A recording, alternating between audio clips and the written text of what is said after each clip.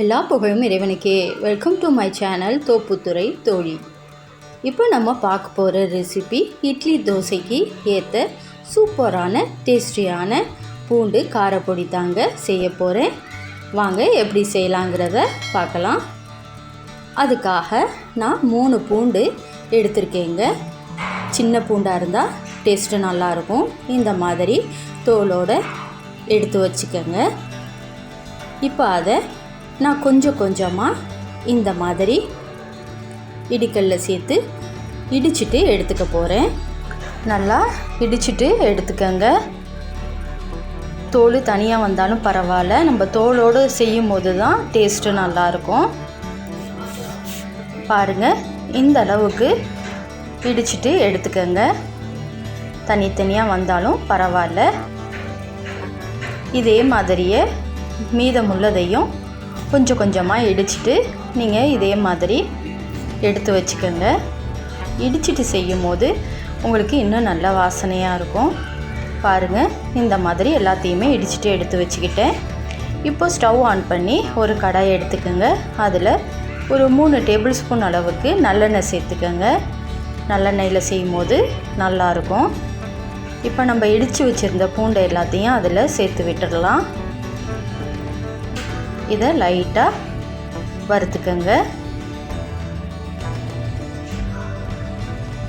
இந்த மாதிரி செஞ்சு பொடி செய்யும் போது பொடியும் வீணாகாது. நீங்கள் நாள்பட வச்சு சாப்பிட்லாம். பாருங்கள், இந்த அளவுக்கு நல்லா செவந்து வந்திருக்கணும். இதை அப்படியே ஒரு பிளேட்டுக்கு மாற்றிக்கங்க. இப்போ அதே கடாயில் 5 கொத்து போல் கருவேப்பிலை எடுத்திருக்கேன். இதை நல்லா நான் அலசிட்டு தண்ணி இல்லாத அளவுக்கு எடுத்திருக்கேன்.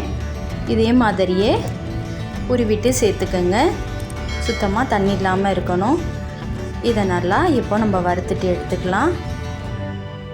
நல்லா ஒரு மொறுன்னு இருக்கும். அந்த அளவு வரைக்கும் நீங்கள் அதை வறுத்துக்கணும். சுத்தமாக தண்ணியே இருக்கக்கூடாது. இந்த மாதிரி நல்லா வறுபட்டுருக்கணும். உடச்சி பார்த்தீங்கன்னா நல்லா உடையும், அந்தளவுக்கு இருக்கணும். இப்போ அதே பேனில் ஒரு 20 வரமிளகாவை சேர்த்துக்கிறேன். நான் ஃபஸ்ட்டு சேர்த்த எண்ணெய் தான், மறுபடியும் சேர்க்கலை. அதையிலேயே நான் திரும்ப ஒன்றையும் வறுத்து எடுத்துக்கிறேன். இதையும் லைட்டாக வறுத்து விட்டுக்கங்க. கருக விட்டுறாதீங்க. கொஞ்சம் லைட்டாக செவந்து வந்தால் போதும். அந்தளவுக்கு வறுத்துக்கணும். பாருங்கள், இந்த அளவுக்கு எடுத்து வச்சுக்கோங்க. இப்போ அதே கடாயில் எண்ணெய் இல்லாதனால ஒரு டீஸ்பூன் அளவு சேர்த்துக்கிறேன்.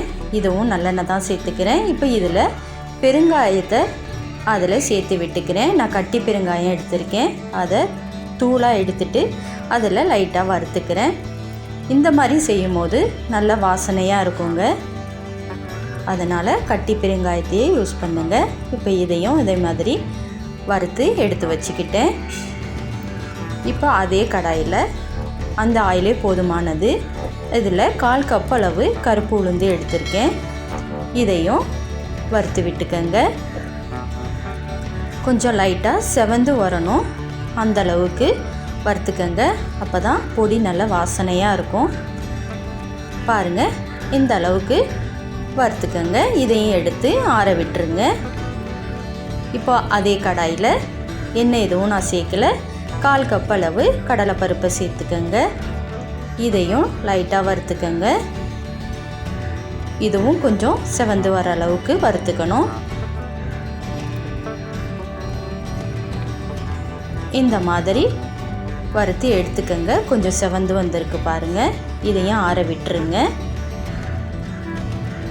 இப்போ வறுத்த பூண்டை மட்டும் நான் தனியாக எடுத்து வச்சுக்கிட்டேன். அதை லாஸ்ட்டாக பொடி பண்ணிக்கலாம். ஃபஸ்ட்டு உளுந்து, கடலைப்பருப்பு, பெருங்காயம், கருவேப்பிலை இது எல்லாத்தையும் சேர்த்து நம்ம ஒன்றா ஃபஸ்ட்டு ஒரு மிக்ஸி ஜாரில் சேர்த்து அரைச்சிக்கலாம்.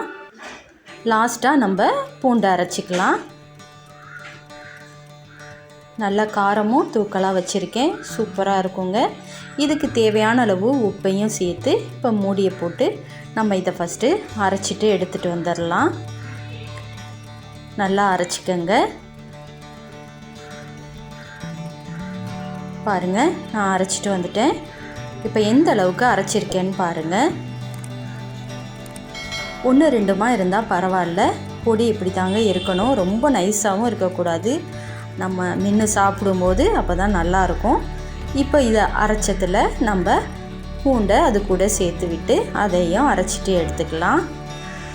இந்த மாதிரி செய்யும்போது நல்ல வாசனையாக இருக்கும். உங்களுக்கு பொடி சீக்கிரமும் கெட்டு போகாமல் நல்லா இருக்குங்க. இதை அரைச்சிட்டு எடுத்துக்கலாம். பாருங்கள் இப்போ எந்த அளவுக்கு அரைப்பட்டிருக்குன்னு. சூப்பராக ரெடி ஆகிடுச்சுங்க. இந்த மாதிரி தான் அரைச்சிட்டு எடுத்துக்கணும். ரொம்ப நைஸாகவும் இருக்கக்கூடாது, ரொம்ப கொரகொரப்பாகவும் இருக்கக்கூடாது, நார்மலாக இருக்கணும். நல்லா சூப்பர் டேஸ்ட்டோடு இருக்குங்க. சூடாக இட்லி தோசைக்கு தொட்டு சாப்பிட்டிங்கன்னா சும்மா அட்டகாசமாக இருக்குங்க. நீங்களும் வீட்டில் ட்ரை பண்ணி பார்த்துட்டு ஃபேமிலியோடு என்ஜாய் பண்ணி சாப்பிடுங்க. இந்த ரெசிபி உங்களுக்கு பிடிச்சிருந்தா லைக் பண்ணுங்கள், ஃபேமிலி ஃப்ரெண்ட்ஸுக்கு ஷேர் பண்ணுங்கள், மறக்காமல் சப்ஸ்கிரைப் பண்ணுங்கள். உணவில் கவனம் செலுத்துங்கள்.